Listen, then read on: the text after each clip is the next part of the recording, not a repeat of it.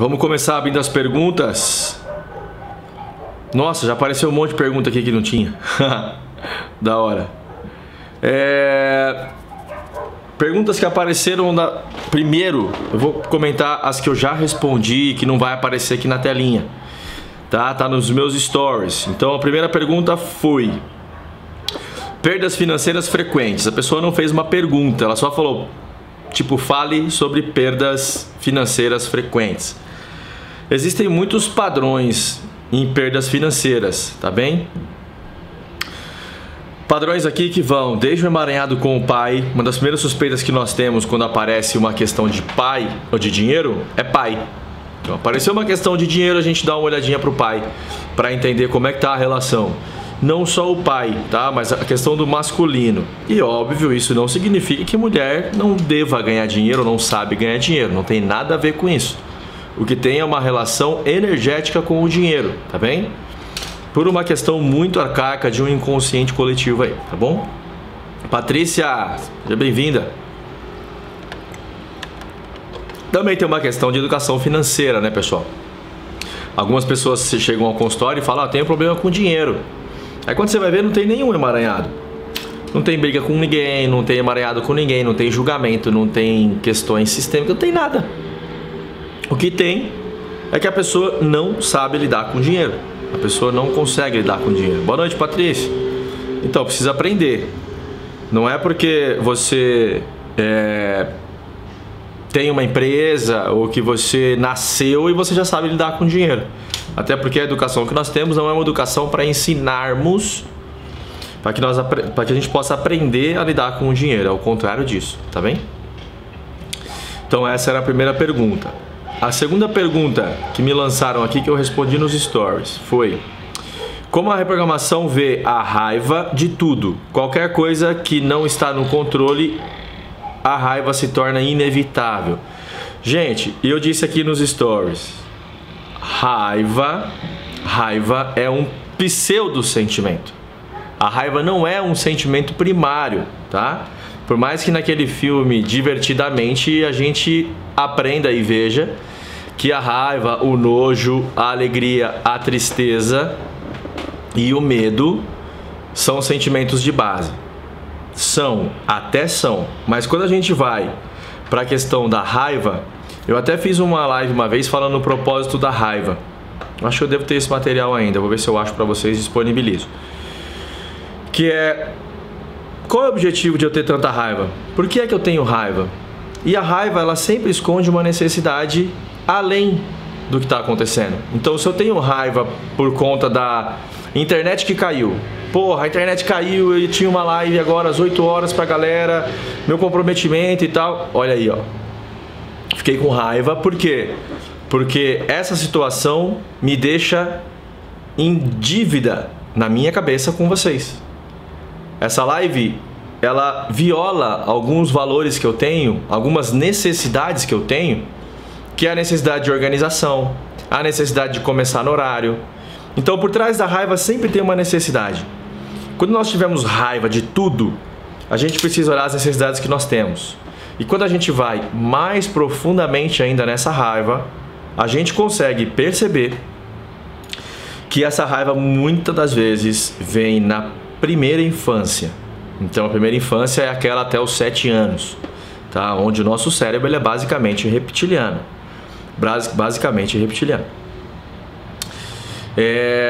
Então, quando a gente tem um perfil de muita raiva, normalmente a gente vai desembocar lá na primeira infância. E aí a raiva que você nem sabe de onde tem, que você tem raiva de tudo, fica bravo com tudo, fica puto com tudo, é uma raiva de, por exemplo, lá atrás alguém não te atendeu. Então, uma outra coisa que fala-se muito sobre raiva e a gente observa muito na nossa consulta, no nosso trabalho, é que a raiva, ela leva a uma grande rejeição. E a rejeição leva a uma grande raiva. É um ciclo, tá? Então, uma outra dica para você que tem raiva de tudo seria: tem raiva de tudo? Primeiro, olha o sentimento que está por trás da raiva. Então, por trás da raiva tem um sentimento e uma necessidade muito importante para você. Então, vai atrás dessa necessidade. E essa raiva, ela também pode ter vindo para você por conta de uma rejeição na infância. Então, o que eu faço com tudo isso, Tom? Cada caso é um caso. Mas o objetivo dessa live de hoje com essas respostas? É dar um caminho para vocês. Dar um caminho para vocês, para que vocês não fiquem tão perdidos. Saibam pelo menos onde procurar. Seja comigo, seja com outro constelador, seja no coach, seja... então, dinheiro... vou fazer um curso de educação financeira primeiro. Não preciso fazer uma consulta. Bom, vou fazer um curso de educação financeira. Vou começar a estudar um pouco mais sobre dinheiro. Tá bem? Então, essa live aqui é uma live de direcionamento. Tá bom? Vocês estão perguntando aqui, pessoal, por favor, perguntem na caixinha, porque é de lá que eu vou responder, tá bem? Por favor. Deixa eu pegar aqui a outra pergunta que me mandaram, que eu já respondi. Tem uns animais voadores aqui já, aqueles siriri de luz. Na visão da reprogramação, qual é o motivo de ansiedade que chega a passar mal? E aí eu até coloquei disponível para vocês um e-book bem curtinho, de só um começo de um assunto de ansiedade, que está na minha bio. O link está na minha bio, que é qual o real objetivo da ansiedade. Por que nós temos tanta ansiedade assim? E quando a gente chega a passar mal, significa, primeiro ponto, que a gente perdeu o controle. Porque os sintomas da ansiedade, ele segue uma via cerebral. O entendimento da ansiedade segue outra via. Eu falei isso na minha jornada de ansiedade no meio da pandemia, quando eu fiz uma jornada. E nessa jornada eu expliquei direitinho qual que é a primeira via e qual é a segunda via. Nessa primeira via, ela é uma via reptiliana, é uma via que você inconscientemente percebe uma ameaça ao seu redor. Percebendo uma ameaça ao seu redor, o seu sistema de alarme fica ligado. Aí vem as sensações, tá? Então, basicamente, essa via faz isso. O sistema de alarme é ligado, de acordo com alguma percepção, algum gatilho ao seu redor. Esse sistema de alarme, ele só vai ser acalmado quando o outro sistema cerebral diz: tá tudo bem, Tom. Por que você está ansioso? Está ansioso por conta da live? Então respira, olha o seu roteiro, veja as perguntas de novo. Esse é o meu cérebro racional pensando. Não mais o reptiliano, aquele límbico, aquele emocional que me desperta um desespero, porque caramba, tem uma live, caramba, tem uma live. Então é muito importante que a gente observe essas duas vias. A primeira você não controla, e essa é a via que o remédio controla. Por isso que uma pessoa que tem uma ansiedade, que chega a passar mal, tomar remédio sem fazer terapia, ou vai criar dependência, dependendo do remédio, ou a pessoa nunca vai sair da medicação, porque ela não consegue dar um novo entendimento para aquilo. O que nós fazemos na nossa consulta é dar um entendimento maior. A gente faz níveis cerebrais mais altos. Somos homo sapiens sapiens, a gente tem a capacidade de pensar. E é isso que a gente faz. A gente olha para as questões, desperta aquela ansiedade, então a pessoa vem com aquele sintoma. Quando ela está com aquele sintoma, a gente dá um novo sentido para aquilo. Aí é o quê? O consciente dando sentido para o racional. Para o irracional, desculpa. O consciente dando sentido para aquele cérebro mais emocional, aquele cérebro mais irracional. Então, não adianta você tomar remédio para ansiedade sem fazer terapia, tá bom? Seja ela qual for a terapia. Beleza? Muito bem. Vamos para outra pergunta aqui que eu já tinha respondido, que eu prometi que eu ia responder para vocês. Não, eram essas. Então vamos para as agora que vai aparecer na tela de vocês. Aqui. Sou advogada, mas queria mudar a área, mudar de área. Seu curso me ajudaria? Sim, ajudaria. E eu falo por quê? Porque tem muitas pessoas que fazem transição de carreira em nossas formações.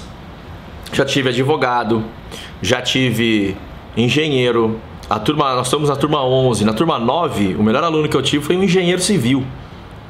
Mas o melhor aluno disparado, assim, você fala, caramba, esse cara foi muito bom. Muitos alunos bons, mas esse se diferenciou, tá?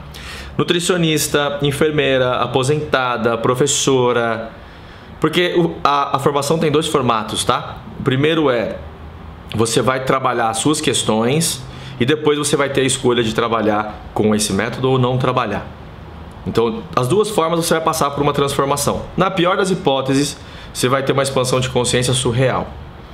E para a transição de carreira, com certeza, porque esse é o público que eu adoro. Adoro.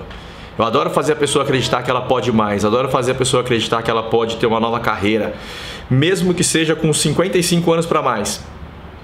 A minha turma 11 não, minha turma 10, que se formou há pouco menos de um mês, aí ó, Roseli tá aí, ó, já faz parte de um público um pouco mais maduro, um público mais velhinho, eu diria. Até brinco com ela, vocês são minhas velhinhas. Mas que deu muita esperança para eles. Esperança e um novo caminho, não só esperança, porque esperança a gente tem, mas deu um novo caminho para essas pessoas, tá? Então sim, pode te ajudar com certeza. Vamos para outra pergunta aqui. Consigo... Essa é clássica, hein, cara? Consigo emagrecer com a RB? Esse é um dos principais pontos que eu trabalho, tá? O que aparece muito pra mim? Muito. Primeiro de tudo, problemas de relacionamento. Esse é o primeiro. O segundo que mais aparece, disputando ali com esse tema que eu vou falar agora, é a ansiedade. Então, se tivesse que colocar top 1, relacionamento, top 2, ansiedade, top 3, obesidade. E aí as obesidades, caramba, aparece um monte de coisa. Para você que está aqui, que você não está contente com o seu peso, está gordinho, está fora de forma, o nosso método é entender a sua relação emocional, tá? Porque o seu cérebro, ele te deixa gordo ou magro se ele quiser. Vou dar um exemplo para vocês, isso que eu estou falando. O fato de você estar gordo ou estar fora do peso não é uma situação psicológica, é uma situação biológica.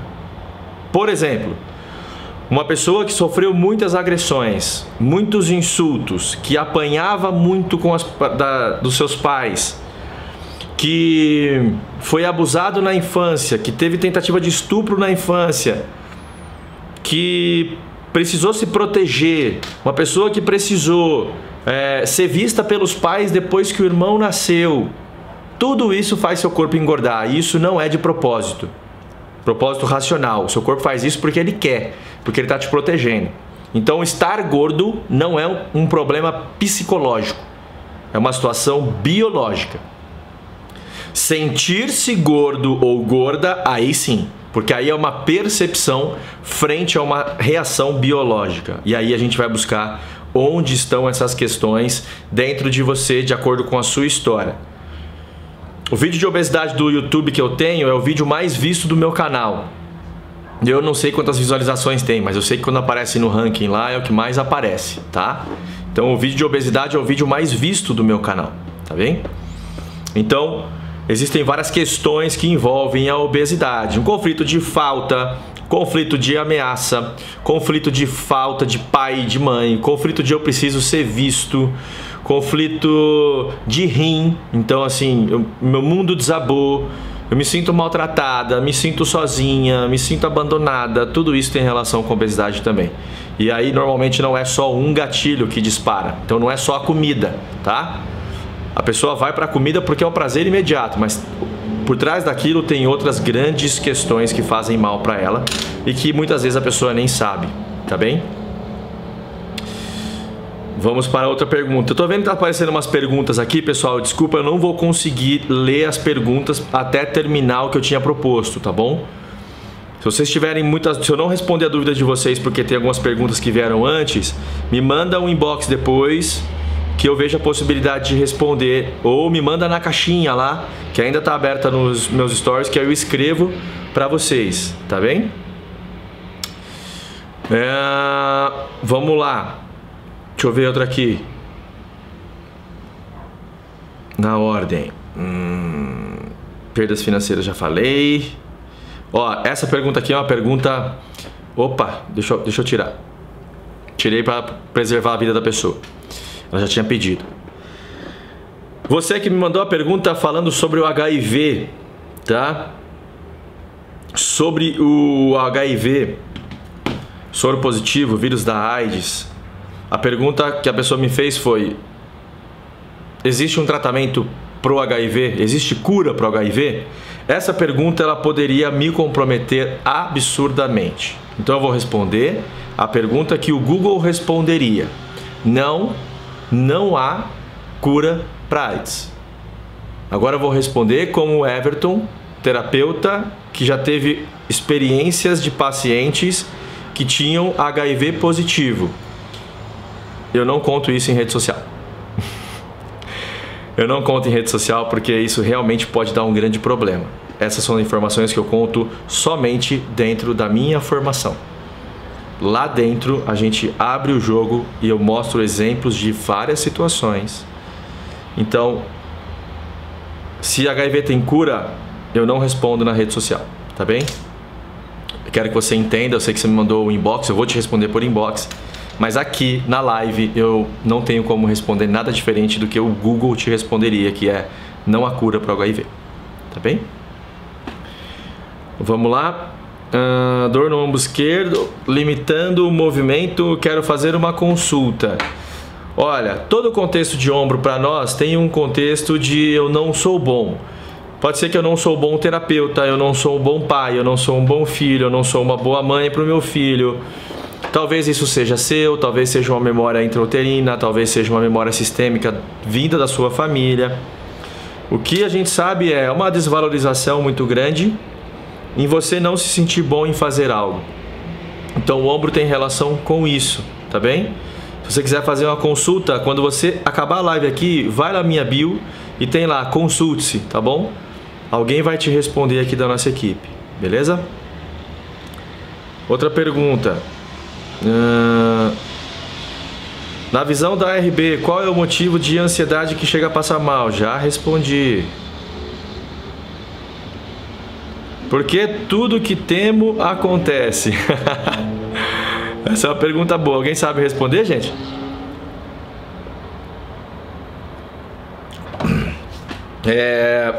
Nem tudo é lei da atração, mas também nem tudo é o acaso, tá bom? A gente não leva tudo ao pé da letra, tá? Cristiane, deixa sua resposta aqui, tá bom? Eu comento daqui a pouco. Então, por que tudo que eu temo acontece? Porque você coloca a sua energia ali. Esse, basicamente, se tivesse que falar uma coisa muito simplória disso, é: tudo que você dá foco acontece. Se você colocar foco que você vai quebrar a sua empresa, puta, não sei de onde vai vir dinheiro, não sei de onde vai vir dinheiro, meu Deus, tô fudido, tô fudido, tô fudido. Se o seu foco estiver aí, você deixa de colocar o foco aonde você tem que atrair a situação, onde você tem que fazer acontecer. São aquelas pessoas que só reclamam. Todo mundo aqui conhece alguém. Todo mundo conhece alguém, várias pessoas. Talvez você seja uma dessas pessoas que você reclama, mas no fundo, quando alguém te pergunta, beleza, qual é o seu plano de ação para sair dessa história? A pessoa fala, não sei. Não sei, a culpa é do outro, a culpa é da minha mãe, a culpa é do meu marido, a culpa é desse, a culpa é daquele.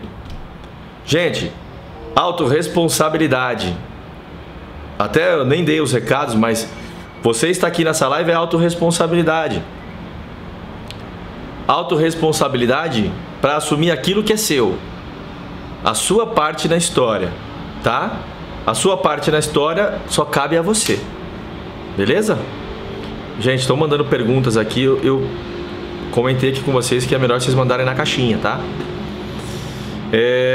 Fala, Maceió. Muito bom saber que você está aqui, cara. Obrigado pelo seu feedback aí.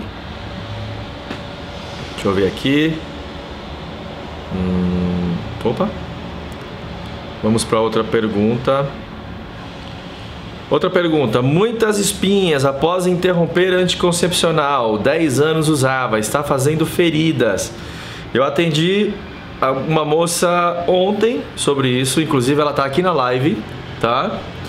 Que ela teve queda de cabelo por conta de Roacutan, porque ela tinha muita acne e essa acne tinha um outro sentido, tá? Por que eu tô falando isso? Porque para você talvez faça sentido, Júlia. O desarranjo hormonal proveniente que dá muita espinha por conta do anticoncepcional, por conta da progesterona, do estrógeno, sempre a gente vai buscar situações que envolvem frustrações sexuais. Frustrações sexuais não necessariamente meu marido foi embora, me trocou por outra, ou não necessariamente você foi traída, tá? Ou você foi violada.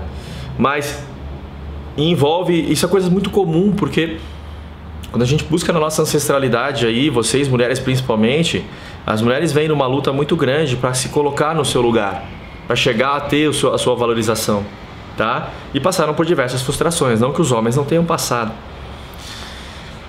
Mas na história, se a gente for colher, vocês passaram por muito mais. A gente está trabalhando para consertar isso, para dar uma equilibrada nisso, tá? Mas ainda há essas situações. Então, as espinhas, após interromper o anticoncepcional, existe um contexto muito específico, Júlia. O contexto é o que você ouviu sobre menstruação, o que você ouviu sobre sexo. Porque se você vem de uma crença de ter escutado ou do seu sistema familiar ter vivido situações sujas que envolvia a menstruação ou envolvia o sexo, é uma resposta natural do seu corpo fazer muito mais espinhas, tá? Eu olharia para aquela pergunta: o que você ouviu na sua infância quando você estava menstruando ou quando menstruou, ou sobre sexo, tá? Mais perguntas, mais perguntas. Você trata fadiga crônica, insônia? É comum também isso acontecer. Teve uma época que eu atendi muitas pessoas com esse sintoma, você que me perguntou, VAS 20682, pessoas que estavam naquela frequência de crossfit, aquela frequência de aquele movimento muito forte do coach. Eu não sou contra coach, mas teve uma época que tinha muito o lance do você não pode desistir, você não pode pensar em desistir, você não pode desanimar, você tem que se manter motivado, você tem que acordar às 5 da manhã, você tem que meditar, você tem que cuidar dos seus filhos, você tem que trabalhar, tudo isso. Isso normalmente recai sobre um conflito, e aí a gente palpando o corpo a gente consegue identificar, mas normalmente recai sobre a glândula suprarrenal, uma glândula acima dos seus rins, que é responsável pela liberação de adrenalina e noradrenalina, tá? O hormônio do estresse também, cortisol. Então, normalmente está relacionado a um estresse exagerado. E quando a gente vai tratar fadiga crônica e insônia, normalmente a gente encontra essas questões. O que eu tenho de dica para você, que é praticamente o que a gente faz na consulta. Antes mesmo de saber qual é o conflito, antes de descobrir de onde vem, trabalha a sua saúde mental e física. Faça alguma coisa para você, respire, vá fazer alguma atividade que te faça bem. Só ficar trabalho, treino, família, briga, discussão, pressão, meta, tudo isso daí tende a deixar a gente numa situação crônica mesmo, tá? Para vocês que estão escrevendo aí, pessoal, façam as perguntas aqui nas caixinhas, tá bom? Como a atitude de pessoas que nem conhecemos podem nos influenciar? Campos mórficos, olha só que legal! Para quem é um pouco mais curioso, em relação a campos mórficos, você vai encontrar sobre Rupert Sheldrake, é um britânico que escreveu sobre isso. É um campo que se utiliza muito nas constelações familiares, que é o quê? Quando a minha filha imita algo que eu faço, então, por exemplo, eu tenho mania de coçar a cabeça. Se a minha filha começa com esse padrão, não necessariamente é uma coisa de campo mórfico, né? É uma coisa de padrão, é uma coisa de comportamento. Ela me vê fazendo isso. Agora, o que é um exemplo prático de campos mórficos, pessoal? É quando o seu filho de 3 anos, 5 anos, 10 anos, 20 anos, começa a repetir um padrão seu de quando você tinha a idade que ele tem. Entenderam? Seu filho não viu você fazer isso, porque você tinha 20 anos lá atrás. Ou você tinha 3 anos quando você tinha esse padrão. Seu filho não viu, mas ele repete o seu padrão. É aquela tia que fala assim: ô, fi, você fazia igualzinho. Na idade da Clara, fi, você fazia igualzinho. O jeitinho do Luca, igualzinho, fi, você fazia igual. Meus filhos não me viram fazer isso, mas eles saíram de mim. Então metade sou eu, metade eles são a Fernanda. Isso vem escrito, pessoal, num código genético. Então, para quem quiser estudar também, estude sobre epigenética, também fala bastante sobre isso. E os campos mórficos é uma memória inconsciente que existe ao nosso redor do seu clã familiar, que nos faz repetir muitos padrões. Aí a constelação familiar ajuda muito a identificar esses padrões e ressignificar. Tá bem? Desenvolvi dermatite de contato. O que pode ser? Dermatite de contato para nós tem uma correlação com separações ou contatos indesejados.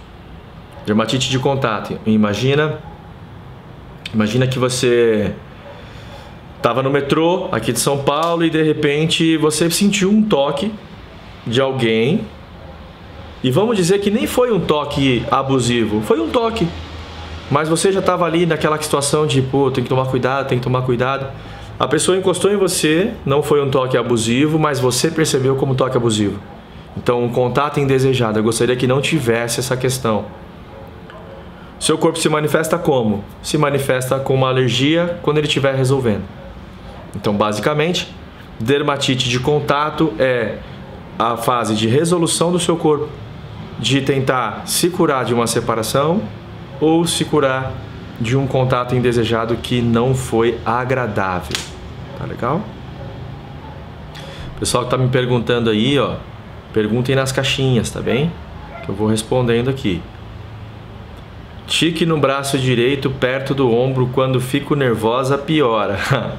Esse é um gesto maníaco, tá? Possivelmente você entra em mais de um conflito quando você está nervosa, ou mais de um conflito são ativados em você, então você desenvolve tiques. E normalmente esse tique, então essa mania, ela está relacionada ao contexto que aconteceu com você. Vamos supor que quando você está nervosa, o seu cérebro, o seu inconsciente aí, consegue perceber aquela situação de nervosismo e lembra que você uma vez foi atacada por aqui. Então, acontece esse gesto toda vez que você fica nervosa, tá? Então, os tiques e as manias têm muita relação com o evento traumático que nos aconteceu ou que nós trazemos da nossa infância, tá? Não sei se vocês estão mandando perguntas, não sei se tem limites aqui, porque... Ah, não tá aparecendo sim, gente. Pode escrever que tá aparecendo, tá? Vamos lá, constipação intestinal desde bebezinha até a vida adulta. Via de regra, você que me mandou essa pergunta, via de regra, intestino tem relação com pai, com mágoa, com uma situação que eu não consigo liberar, que eu não tenho perdão, se você gosta de usar perdão, se você não consegue perdoar alguém. Então, mágoas estão envolvidas aqui, tá? De bebezinha até a vida adulta. Então, se você tem isso desde bebezinha, o que vale investigar? A família, sua mãe, porque a nossa percepção de bebê, de pequeno, vem da nossa mãe, principalmente, tá? Não é que as mulheres e as mães são sempre culpadas, pelo contrário. Imagina só mulheres curadas, o quanto que não curam pessoas, tá? Então, a responsabilidade sim, a culpa não.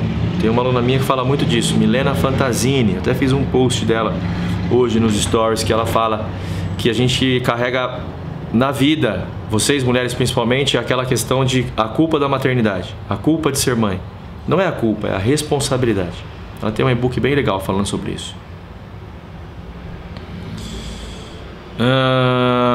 Diarreia faz 3 semanas após o primeiro módulo de reprogramação. Tô rindo, mas tô preocupada. Eu diria que você tá rindo, mas tá cagando, é isso? Tá rindo, mas tá na privada? Que bom, tá liberando as suas mágoas aí.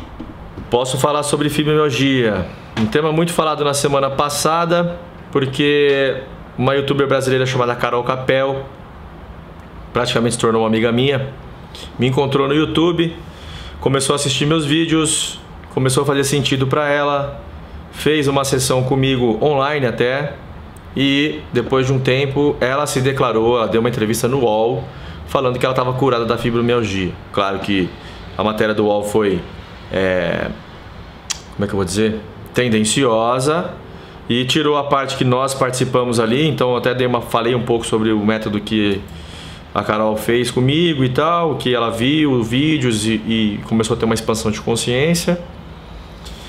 E a fibromialgia foi algo muito falado, até fiz um IGTV semana passada. Fibromialgia para nós tem uma conotação de separação brutal. Pessoas que passaram por grandes separações, e aí de todas as magnitudes, seja do periquito, do papagaio, do cachorro, do gato, do jacaré, seja do filho, da mãe, da irmã, da prima, da madrinha, seja do pai, da mãe, do avô, do bisavô, do trisavô, envolvem separações, tá? Separações. Vim pela Carol Capel, tô achando tudo muito interessante. Seja bem-vinda, Estela. Você é bem-vinda aqui. Quem é seguidor da Carol é muito bem-vindo aqui. Olha aí, ó, hemorroida. Um dos primeiros vídeos que eu fiz no meu canal do YouTube, há quase 4 anos atrás, quando eu fazia uns vídeos bem ruins assim, eu falo sobre hemorroidas. E hemorroidas é uma fase de cura, então é o seu corpo tentando se curar de um conflito de identidade. Aí, pessoal, normalmente as pessoas que desenvolvem hemorroidas já na vida adulta, um pouco mais velhas, são pessoas que tinham mais ou menos esse padrão que eu vou falar agora. O padrão é o seguinte: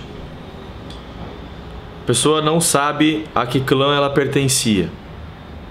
Então, de manhã ela estava na casa da avó, à noite ela estava à tarde ela estava na escola, à tarde ela continuava na escola, ou estava na aula de balé, ou estava no esporte, e chegava à noite os pais ainda trabalhavam ou dormia na casa da madrinha, tá? Isso não é para vocês que tiveram essa conduta como mães ou como pais se sentirem culpados, mas sim para a gente contextualizar. Então são pessoas que não sabem a que clã elas pertencem. Clã, eu digo grupo, família, e todo mundo tem o direito e o desejo arcaico de pertencimento. Então a hemorroida vem quando você se cura do processo. Uma outra situação bastante comum são mulheres que têm hemorroida, e não é só por causa da gestação. Ah, Tom, mas é comum aparecer na gestação.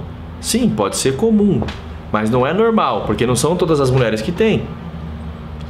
Trazendo um contexto um pouco mais profundo em relação à hemorroida, quando aparece na gestante, na mulher grávida, na mulher que teve filho. Pensa se você não teve um clã. E eu atendi uma amiga minha de Portugal, não faz muito tempo, faz uns 3 meses, que ela trouxe essa questão. Ela não foi criada pelo pai, foi criada pela avó, a mãe morreu muito cedo, então ela sempre teve nela a percepção de: caramba, a que grupo eu pertenço? Qual é o meu clã? E aí, quando ela teve a filha dela, ela desenvolveu hemorroida. O que o sentido biológico do corpo dela está falando? Agora você está se curando de um clã, porque você não teve, mas agora você vai passar a criar o seu. E agora você tem a sua família, você, seu marido e sua filha. Então, hemorroidas é uma fase de cura de pessoas que não souberam encontrar o seu clã. Muito bem, eu vou responder mais 2 perguntas, porque chegaram muitas aqui, tá? O resto eu vou continuar respondendo lá nos stories, tá bem? Vou responder 3, tá? 3 perguntas aqui. Primeira delas: você pode falar sobre vitiligo em criança? Obrigada. Já atendi alguns casos de vitiligo. Machuchos! já atendi alguns casos de vitiligo. Vitiligo também traz um contexto de separação, muito parecido com a fibromialgia, só que um pouco menos severo na percepção da pessoa, tá? Quando o vitiligo é em criança, o último caso de vitiligo em criança que eu atendi, a menina tinha acho que 4 anos, então eu não atendo a criança diretamente, o nosso método não atende a criança. A gente vai nos pais, principalmente na mãe. E aí a gente vai investigar como a mãe tem percebido essas relações de separação. Se na história da mãe já não há uma separação, aí você fala, pô, então é um castigo essa criança ter por conta da mãe? Não, nós não enxergamos como castigo, nem karma, nem destino, nem nada. Nós enxergamos como lealdade. Porque imagina que eu não tenho vitiligo, mas eu tenho esse histórico de separação muito forte. Meu pai me abandonou, meu pai foi embora. E aí aquela história me ronda a vida inteira, mas eu falo, eu consigo lidar com isso, eu consigo lidar com isso. Quando um filho meu tem vitiligo, é mais fácil que a gente vá olhar para as questões que envolvem o vitiligo quando é num filho nosso. Então não é que é um castigo, mas ele vem a nosso serviço. Eles vêm em nossa lealdade, falando assim, inconsciente, claro. Papai, olha para o meu vitiligo porque esse vitiligo traz emoções para você. E é que se você estiver curado, eu também estou. Então nossos filhos fazem muito isso. Nós fazemos muito isso pelos nossos pais, tá? E de maneira inconsciente, não é de proposital isso, tá? Cadê? Cadê a outra que eu ia... Dificuldade em... Puta, essa aqui é legal, cara. Nossa, chegaram várias. Eu vou responder depois. Mas olha só, dificuldade em atingir o orgasmo. Puta, atendi uma moça ontem, cara, e ela tá aqui na live sobre isso. Podem ter aqui crenças muito fortes de que mulher foi feita só para dar prazer e não ter prazer. Pode ser que a relação com o parceiro não tá de uma relação de confiança, não tá legal. Pode ser que você esteja num modo muito masculina e aí vai ser difícil de ter orgasmo mesmo. Pode ser que você já tenha passado por diversas frustrações sexuais ou traz frustrações sexuais do seu sistema familiar e isso também impediria você de ter orgasmo. Então existem várias questões. Eu tenho um vídeo no YouTube que pode te ajudar, que fala sobre orgasmo feminino, tá? Acho que é isso, orgasmo feminino. O meu canal do YouTube é Everton Araújo Terapias. Se inscrevam lá que vocês vão ter mais de 230 vídeos para vocês assistirem. E um deles fala sobre orgasmo, tá bem? E a última pergunta. Eu tinha separado aqui, mas apareceram tantos aqui que eu acabei não vendo, gente. Bom, deixa eu escolher aqui. Essa aqui, ó, psoríase. Psoríase tem relação com o quê? Relação com separação também. Perceba que a gente fala bastante sobre separação, pessoal. Então, tudo que envolve muita pele, questões de pele, dermatites, questão de nervo, dor de dente, problemas de ciático, tudo isso envolve separação. E por que a gente fala tanto de separação? Porque é um conflito muito humano. Muito humano. O ser humano foi feito muito de toque, por mais que algumas pessoas não gostem de ser tocadas. O toque é uma via sinestésica que nós chamamos, que ela é muito ativada pelo nosso cérebro quando a gente exerce esses toques. Então a psoríase, ela tem relação com separação. É mais de uma situação que você está vivendo, consciente ou inconsciente, em relação às separações. Só que essa separação precisa ter um contexto, você precisa ir buscar ajuda para entender, nem que seja um dos dois conflitos que você tem. Se você entender um, você já consegue sarar ou diminuir esse processo da psoríase, tá bem? Eu tenho relatos, e não é mais de um, de casos que pessoas que melhoraram muito Muitas não tiveram a cura totalmente, não tiveram toda a remissão da doença.